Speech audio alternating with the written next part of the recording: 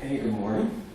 I'm Steve Wirt. I work for Civic Actions as a tech lead and back-end developer. And I thought I wanted to present on some things that I found useful in terms of maintaining a module, maintaining your commitments to that module. And so that's where I'm going with this. My balance when I created this presentation was about a 9 out of 10. It's not that high this morning. Probably an 8 out of 10. Let's go with that. But moving along here. One of the things that, we're all busy. We all have lives. What do I know about this? Well, I'm a tech lead at Civic Actions, so that consumes a lot of my time. I have a family, and that consumes a lot of my time.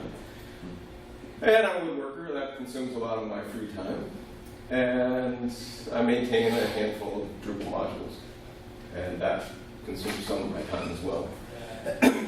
So I've put together some things that I've tried to use to make that simpler, to make it more smooth, but also to provide some value to the community and some value to Drupal in general. But balance is important for me. And so keep that sort of theme in mind as I go along here. Probably if you're already maintaining modules, you already do some of these things. You may not be doing all of them, but these are just some recommendations along those lines. Zen for me, in terms of, I stole the title from the Zen of the Art of Motorcycle Maintenance, kind of a popular book. For me, the Zen touch about this is just not wasting a lot of personal energy on things and trying to limit the amount of personal energy that I'm using in maintaining a module. And I sort of operate on the idea like sustain yourself, you're sustaining the community. It doesn't do us any good if, as a module maintainer, we burn out after 6 months and we're, never come back to maintain that module and never, don't continue contributing to the community. So you can call it slow and steady wins the race or whatever you want to use there.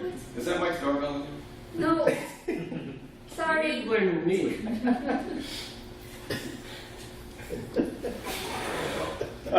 So from my point of view, and this is sort of only a personal, belief, that continuous contribution is more important than like blue flaming it and just kind of like doing one big push of a contribution and then like backing away and not staying involved.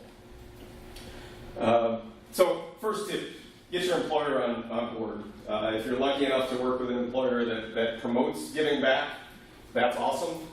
If not, you've got some work to do to try and convince them of that. Moonlighting as a Drupal developer and a Drupal maintainer can sometimes put you at odds with the company that you're working for.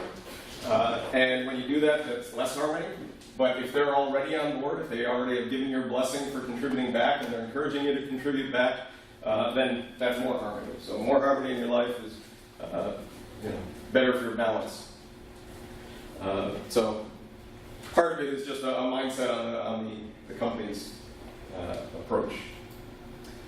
And then there's this idea of if they're making money from Drupal, if they're using it and selling it, whether it's development services or whether it's just building on contributed modules, somewhere or another they should be giving back, and so it's an important conversation to have. And that sort of fits into karma, right? Give back, give back. The other nice thing about this is the company you're working for now may not be the company that you're working for in 2 days. And if you've done all this work and you're giving it back and it's contributed to the community, you can continue using it, as opposed to if it's something that's not given back and it's proprietary and it's locked down and you can't take it with you. So that is the work for hire stuff. Contributions and rewards in terms of what shows up on the Drupal contributions page, right? Projects that have been supported, issues that have been fixed. There's an inherent reward system built into Drupal now that is kind of nice in terms of promoting companies that can contribute a lot. There's some gaming that's going on with that as well. I think it's a necessary evil. This part is the good part. People are going to game the system. They still might be contributing back anyway. You know, they might be getting more credit than we think they should, or something like that. But contributions have a reward for the company. The other portion of this that I recommend is getting clients on board, getting clients to buy into the mindset of giving back. Right? They're realizing a certain benefit, and if they can get into the mindset of what it's like to contribute that work back, I found that it starts slowly. You have to have that conversation, but it doesn't take too long in many cases, especially if you're picking the right clients, for them to start buying into that too. And we're kind of, if you've already sold them on Drupal, it's not a hard push to sell them on contributing back, but it is a conversation you have to have. It does a bunch of things. It helps them buy into the open source ideal, and that's really, in a lot of cases, what we're sort of selling with Drupal. It's not just a powerful product, but there's this idea of a rising tide lifting all boats kind of thing. Giving back ends up being kind of addictive. Speaking in terms of a project I'm on currently, we got the client on board fairly early on, and that client is excited about the stuff that we give back, and kind of uses the examples of that. We're keeping a running log that they've asked us to keep, so that they can track how much we're giving back, and they use it as a selling point. And the nice part is that your attention's not really split. What you're giving back and what's part of them, they're not at odds anymore. So again, it goes to this more harmony kind of thing. And it improves their brand. I encourage, if you are working for a client, that you encourage them to have a presence in the Drupal space. And so, like in this case, Links, which is the Department of Education, we help them set up their own page. It's really easy to set up. And that way, any work that we do, we can attribute them to them as well. So they're getting credit, as well as, in this case, Civic Actions is getting credit for what's being contributed. And again, it kind of builds that mindset. This is now something that they can refer back to, share with their friends, and it, again, helps the Drupal movement. One of the things I encourage you to do if you're maintaining a module is use your own issue queue. If you have ideas, put those ideas out there. I'm easily distracted on things, and so I kind of need to have that issue queue to write down these ideas so that I can stop thinking about them for a little bit and come back to them later. That's kind of like the idea of having a notepad by your bed. You wake up with an idea, you write it down so that you can get back to sleep.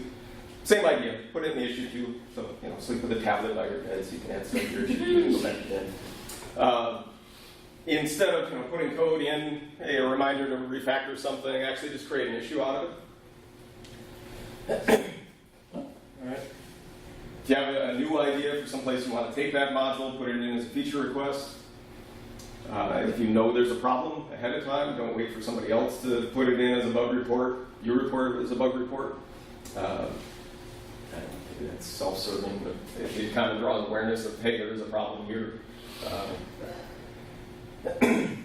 For a lot of the modules I produce, I find that the majority of things in the issue queues actually come from me. And it's kind of the way I grow the ideas. So here you can see here, I've got a bug report, I've got a task, I've got a feature request, all stuff that I put in. And I think that's a very efficient way to do it. It's definitely better than tracking it in your own little post-it notes in your office and that kind of thing. It gives the community more visibility to that.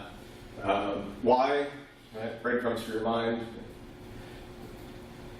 Easier for you to track, but I think from the Drupal community point of view, it's easier for others to track. Oh, there's this bug, but it's being worked on, it's not being worked on. Somebody's has some ideas for how to solve it. And those others could be just module users, could be the employers that are either using your module or employers that you're working for, that you're showing, you're supporting, and again, you're showing that you're giving back, hopefully on their behalf. The clients. Right. The other important part is that it's easier for somebody else to contribute. Right. If there's an issue out there, it's something that they can possibly jump on in a code sprint after an awesome Drupalcamp.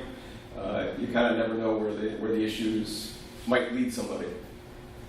And for sort of selfish reasons, there's a ticket for people to get credit for that contribution.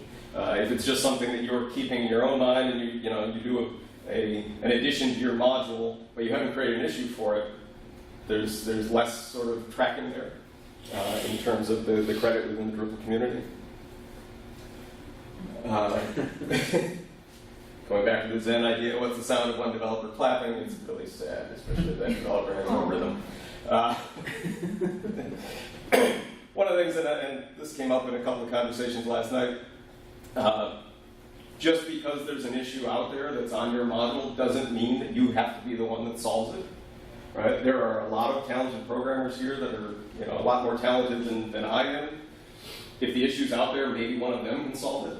It's okay to admit, this is a really interesting issue. I don't have the wherewithal to do it. I don't, it's not something I'm comfortable with. Right? That's okay. Just because you put something out there, you put a module out there, doesn't mean you have to be the sole source of all goodness in that module. The other recommendation that I would make is, be agile about it. Not everything has to be resolved. Right? It may be a feature request that you're just not willing to do for that, or it takes the module in a direction that you don't want to go. That's okay. And it's okay to let things go. Anybody breaks into the Let It Go theme song, you're in trouble. Right? The other part of the Agile is anyway, right? Self-forming teams, anybody can contribute to any module, hopefully, right? As long as somebody's not blocking it or something like that. What I recommend is signaling your openness to accept changes, right? So somebody comes in with an issue, I'd really like to extend it to do something like this, or I need it to do this, it's a feature request. It's okay to say, this idea is kind of nice, I like it. I don't have the energy right now to do it, I don't have the free time right now to do it, but here's what I suggest, and indicate that if you work on this, I'd be willing to accept it into my module. And I think this goes a long way towards getting contributions, as opposed to just saying, yeah, that's a neat idea, submit a pull request. You got to be welcoming about these things. And I think phrasing it in the right way does that, especially if there are constraints that you can foresee because you've been maintaining this module for a while. List the constraints out. As long as you account for these things, I'd be happy to look at that. I'd be happy to entertain this idea. Use of code comments. I find as I look into fixing things on other people's modules or even my own, right, code comments are really important, and I think I tend to try to overuse them in my modules now. One, because I'm getting older and I don't remember things as well, so it helps me jump back into my own code faster. Right? If I look at a module that I haven't really touched in a year or two, it's kind of like, I wrote this? Wait, I did this. The code comments help for that. So I try to leave those code comments not just for my own use, but then to make it easier for others to jump into as well. And again, the idea, if you create an issue that you might not get to, or somebody else creates an issue, at least point to the right spot in the code where you think this could be resolved, even if it's not something you can address, because you never know that some elf is going to come along and offer a solution to that.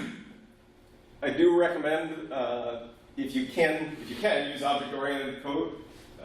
Doesn't always work as nicely in the Drupal 7 realm, although most of my Drupal 7 modules are using object-oriented code. But even if you're not doing that, at least break the functions down into small parts where they're only doing a single thing. It makes it a lot more approachable for people to be able to tweak. It makes it a lot easier for you to be able to analyze what's going on and seeing more clearly if a change is going to break something. So it's easier for others to contribute. And you can see the result of it, so it ultimately makes it more secure and more stable. Even though when you're first starting out, it might seem simple. Well, I'm creating this function and all it does is return a value or something like that. It sort of sets the framework for that. One of the things that I really like and recommend is adding release notes, not just in the releases for your module, but actually put a release notes markdown in your module. And so here's an example of one from mine. Right? I started out, the release notes continue to build, so as I do something new, I add it up here, like so. And then when I'm ready to actually do the release, I put the tag information and the date, and that kind of thing. There's a few reasons reasons to do this that I found helpful. One of those that I find useful for this, a lot of people would argue, well, Git has the history of all these things. And so what do you need the release notes for Git? All you have to do is git log. Well, most people that are using your module don't have the Git repo for it checked out. They're just going on what code is in front of them. Right? When it's in their site, they aren't going to have your Git history. They can go back on D.O and look at it, but they aren't going to have it otherwise.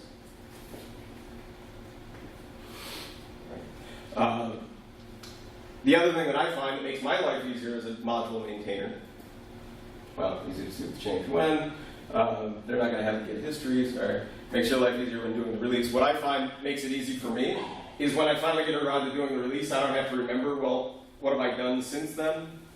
All I have to do is take this, copy it, and paste it into the release notes form that comes up when you go to do the release on D.O. And so there's a pairing there of information. And I'm not having to maintain that information from memory. It's already part of the module. Release often. I think I'm preaching to the choir here, but don't keep people waiting. Right? You keep people waiting on a module that has a flaw, and you fixed it, but you haven't done the release. It leads to cranky people, right? And it also leads to this state where you're encouraging them to use the dev version of your module, which is, you don't really want a lot of people writing into the sphere as they're doing that, especially if they're using like Drush make, and every time they're running the make, they're getting the latest version of your module, the dev version. That puts it in kind of a risky spot. So by releasing often, you're letting people actually just grab the newest release that's been tested. Right. If I find that we use Drush make to apply our patches. If you've got a module that hasn't had a release in a while and you've got 3 or 4 patches, they can start to conflict with each other and create times where the patches won't apply cleanly, and that takes a lot more work for a developer to then go in and figure out why it's not applying cleanly and that kind of thing. And it's part of the blockiness, and we don't like blockiness. So re-rolling patches is just, it's soul-sucking. In general, also releasing often produces a more agile workflow, right? You're being more responsive to things. Right? If you're maintaining a module, strongly recommend using Coder, using PHPCS, code style review. I set it up on my local dev to run it anytime I go to make a commit. There's a commit hook that runs it through for analyzing against Coder. It's kind of important in terms of a publicly released module to get that done early, like hopefully at the start of the module, because what ends up happening is if you wait too long and other people start submitting patches and that kind of thing, and your code's not up to code style review, it kind of prevents you from actually updating the thing with code style review, because as soon as you do that, you break all the existing patches. And rerolling patches is soul-sucking. You don't want to have to force people through that. So it's better to just take the hit, run it through Coder initially, and move on before you start accruing issues that people are submitting patches for. One of the reasons for doing that, other than just making sure our code is pretty, is that when there's a bunch of PHP warnings that are coming up in terms of the style, it's hard to spot which ones are actually ones that are ignorable, that are just sort of, style related, and ones that are specific, you've already named this function, or something like that, something more that's being checked that would have bigger issues. Clean code's easier to read, easier to interpret, faster, and again, you invite contribution, especially if somebody doesn't have to sort out your messes in your code. Another thing that I've done on most of my modules is I've added a Readme Markdown, and I use that to single source all of that information. So my Readme gets pulled into my hook help. So when somebody clicks the help, they see the Markdown. I also use that to be the project page on Drupal.org. And I know there's a movement to actually make it so you can display that. I'm not even sure actually if that's been released. I know it's close. So that you can, if there's a README, you can actually specify that to be your page. So again, you're not maintaining multiple sources of documentation. All right. maintaining multiple sources of documentation consumes a lot of energy, a lot of personal energy. And it also creates a situation where the two diverge and you have conflicting information. One thing says, oh, to do this, do it this way. Another one says something different. It creates confusion. And that's soul-sucking. Right? This is just a bit of code. It looks complicated, but it's not really. For actually, if there is if somebody's using the Markdown filter, this will actually run it through the Markdown filter so that when it gets returned by hook help, you can actually see it pre-printed instead of just a not required, but it does make it a little smoother. Tests could do a whole separate presentation on those, but the basic idea for conserving your own energy is if you've got tests, you don't have to run through repeated things to make sure that things aren't broken. The bots can run the tests for you, let you know if a patch is going to at least not break anything. Respond warmly to criticism. This one's kind of hard sometimes, right? If you've got a bug or an issue that somebody reports, sometimes when they report them, they don't come in the nicest wording. Usually they do. Usually the Drupal community is pretty good, but sometimes they don't come in with the nicest warning, and it's kind of like somebody calling you being I've spent months on this project, and you're saying, right? All right, so if you're irritated, if the comment irritates you, let it sit. It doesn't have to be answered at 2 a.m. where you're like, right? Give it time. It'll come up with a nice response later.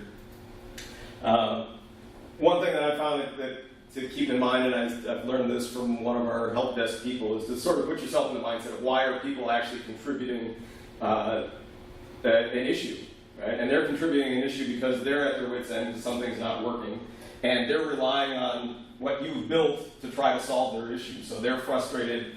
Their frustration may bleed over, but hopefully it's not really personal, even though your first instinct is to kind of take it personally. I think that's just me.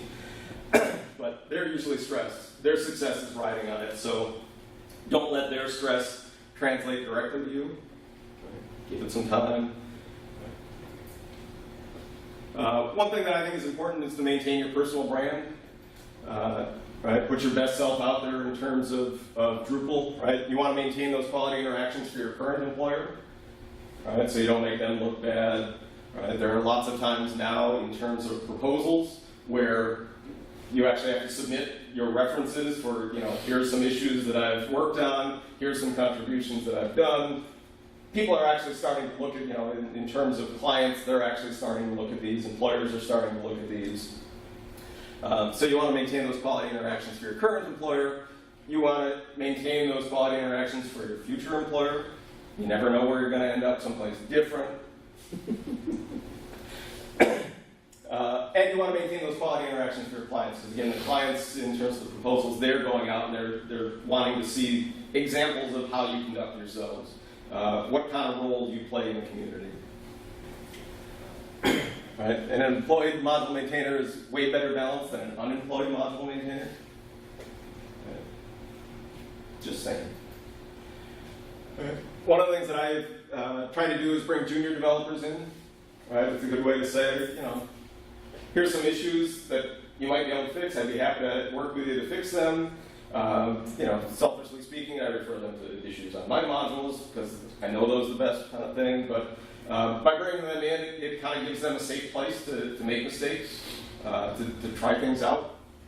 And so I strongly encourage that. It's a good skill builder for them. It's a good entrance into the Drupal.org process, patching, submitting patches, that kind of thing. And it's a great entrance into the community. Right? Gets them some visibility. Later, bring junior developers or just other developers that you're working with in as co-maintainers on projects. Right? Teach them your tricks for managing your balance while maintaining a contrib module. Your tricks may be different than mine, but teach them those skills. Right? And so, in terms of just resources, put in links here for Coder. By the way, this presentation is up in the session node for this session. The presentation's up there. So, a couple of examples of writing good commit messages, writing good release notes, reference to balance scores, and how that actually can help in Scrum. And I thank you for your time this morning. And thanks for coming and hanging out for the very last session of the day. Any questions or suggestions for things that you do for maintaining modules? I have one quick tip about the releasenotes.md. Yeah. So for core, we use this project called, I had it up a second ago, get release notes. It's a drush command, and what it will do is it will, between two tags, pull in all of the things and format it in an HTML list so that you can just paste it right in the release note. Oh. But that was the only thing in all of your talk that was like, oh, that's a tip I have, because everything else was awesome. That's awesome. Yeah. Now I got to write it down. It goes back to my mind. Get release notes? Yeah, Git, like GIT, that Right. kind of Git release note. Yeah. And yeah, it's like a drush plugin. Cool. And so we use that for core, and anyone else can use it, I'm sure. And you find that it gives enough detail? Well, it's literally the same output, more Okay. or less, that you were showing. It's Right. like £, the issue ID, and the thing. So if that's all you're doing is copying and pasting the issue title and the link to it, it Right. does the same thing without you having to do manual steps every commit. So, Nice. yeah. And then you have more time to be awesome with the other stuff. So, yeah. Cool. Great talk, though. That's great. Thank you. Any other tips? So Jeff Geerling wrote this really amazing blog post about how you kind of formulate your ideas in issue queues and communicate like how you feel about, you know, a feature request. And his whole thing is you don't have to accept everything, right? But it's how you communicate that vision and why. You can have discretion, but you need to do it really thoughtfully. And I think your presentation covered that, but you may want to research that blog post as well, because it definitely is very similar. Cool. Check that out. I haven't seen that.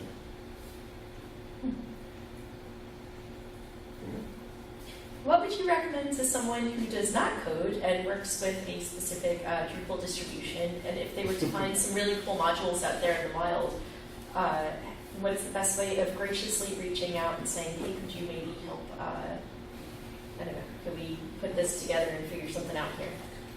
I think the issue queue for that, like you mean you found a good module that you want to help contribute to, or you found an issue on a module that you want to? I found modules that I would like to present to my employer, who may or may not also be your employer, and say these would be really cool to implement within our Drupal distribution. So I guess I'm not clear on who you want to reach out to, the module The maintainer? module maintainer. Okay. Well, I think, Drupal provides a nice just way to contact a maintainer, and, just spell out the use case, whatever it is that you want to recommend. If it's a feature request, like, we'd really like to use this module, but it's not doing this one thing, and if you want to say, I work with other, I'm not an engineer, but I play one on TV. No, I'm not an engineer, but I work with engineers who might be happy. Are you willing? Are you open? Is this an idea that you'd want to consider? I think that's definitely a way to go.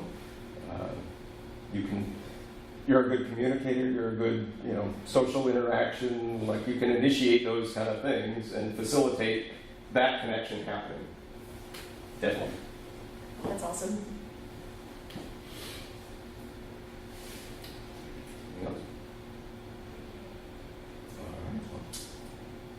Thanks for coming, and have